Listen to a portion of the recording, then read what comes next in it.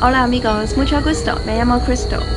大家去旅行嘅時候咧，特別係去歐美國家咧，或多或少都會遇到騙子嘅。就算你冇親身經歷過咧，應該都聽唔少身邊嘅朋友有咁樣嘅經驗㗎啦。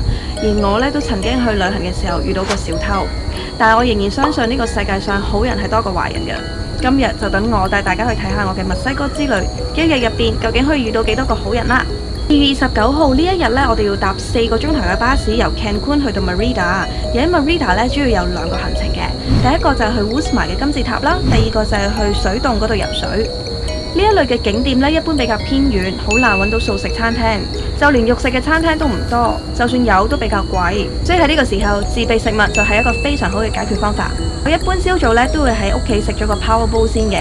Power Bowl 其實非常之簡單，就係植物奶再加燕麥再加唔同嘅水果，搞掂。你甚至可以前一晚呢準備好將佢擺落雪櫃，第二朝起身即刻有得食。而且用植物奶浸過一晚嘅燕麥呢，食起身更加軟滑同埋更加容易消化嘅。至於帶出街嘅食物呢，我會建議大家整 taco、burger 或者係 pasta 嘅。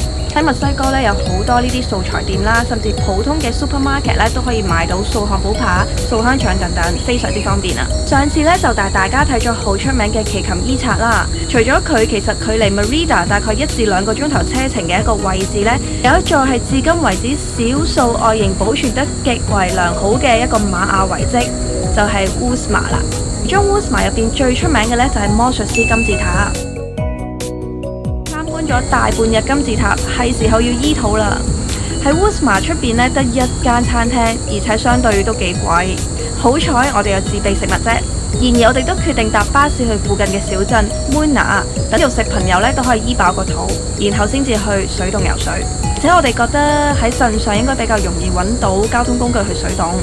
Muna 小鎮呢，距離我哋要去個水洞大概30公里。我哋遇到一個二手店嘅阿姨，喺語言不通嘅情況下呢，佢仍然好熱心咁樣幫我哋周圍去問人啊。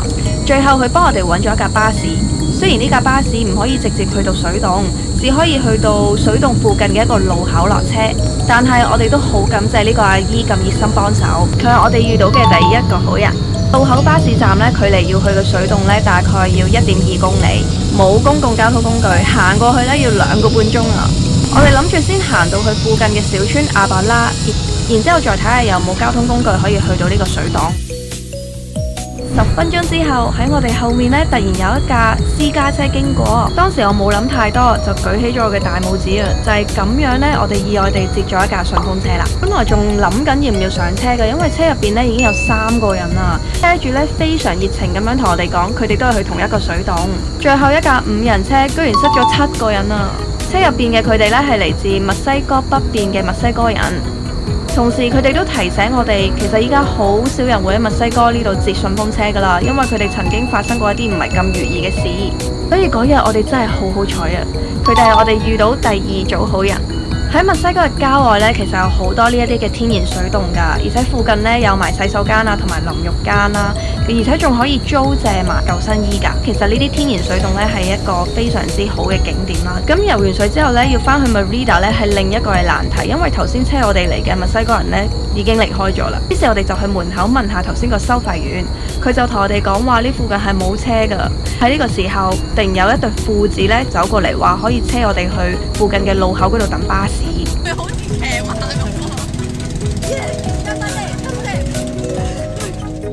咁由於路程都有啲遙遠，所以我哋都係決定俾翻啲錢當係報答佢。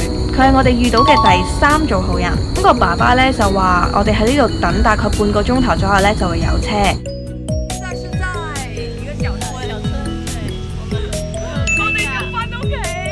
我哋睇下陣間有咩發展。行下行下，意外發現咗一間好 luxury 嘅水洞度假村。喺借洗手間嘅時候呢，順便參觀咗一下，真係非常之大，非常之靚。我決定下一次要嚟呢度度假。最後水洞嘅員工呢話俾我哋聽，我哋要等嘅嗰架巴士嘅尾班車呢一早已經開走咗啦。喺我哋仲未嚟得及反應嘅時候呢，佢就走咗去同一個女同事講嘢，然後翻返嚟同我哋講話。咁啱呢位女同事要準備收工，而且咁啱呢，佢係住喺 Merida 市中心㗎，所以佢可以車我哋返去啊。最後呢，我哋主動呢話要俾返錢嘅，畢竟路途真係有啲太遠啦。咁個女同事呢就好象徵式咁樣收咗個好平嘅價錢啦。佢係我哋遇到嘅第4組好人。回想翻轉頭啦，嗰一日真係一個好神奇嘅日子，即使計劃呢總係比唔上變化，但係好彩我哋出發前呢都有出好晒各種嘅可能路線同埋狀況，再加上適時咁樣拎出一啲嘅勇氣同埋冒險精神，感覺遇到好人嘅機會呢都會大啲嘅。想聽更加多嘅傻人小故事，記得 like、share 同埋 subscribe，我哋下次再見，Adios。